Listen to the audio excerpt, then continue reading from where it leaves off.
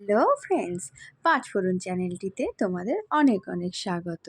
চলো আজ দেখা যাক ফুলকপি দিয়ে পনিরের রেসিপি। তুমি যা করতে হবে, এগুলোকে টুকরো করে কেটে নিতে হবে প্রথমে।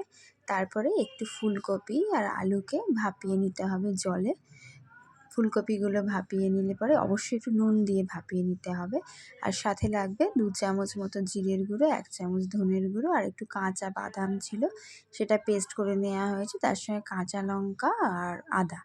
এবার পনিরগুলোকে একটু তেলের মধ্যে হালকা করে ভেজে নিতে হবে।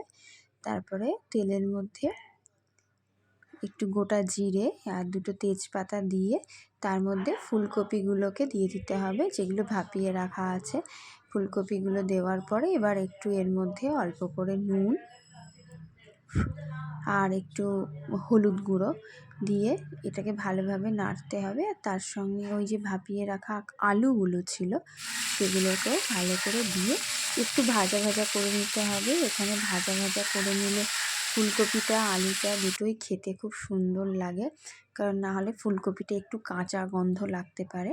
আর তার মধ্যে দিয়ে দেওয়া হলো ওই যে বেটে রাখা বাদাম আর কাঁচা লঙ্কা, আদা এগুলো, আর তার সঙ্গে যে গুঁড়ো মশলাগুলো ছিল সেগুলোও দিয়ে দেয়া হলো। দিয়ে ভালো করে নাড়াচাড়া করা হচ্ছে।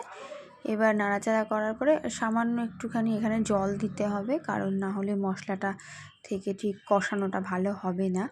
আর ছিল টমেটো বাটা, টমেটোটা এখানে বেটে দেওয়া হয়েছে। দিয়ে ভালো করে নাড়িয়ে তার মধ্যে এবার যে ভেজে রাখা পনিরগুলো ছিল সেই পনিরগুলোকেও দিয়ে এবার অল্প একটু গরম জল দিয়ে একটু মাখাই হবে এটা।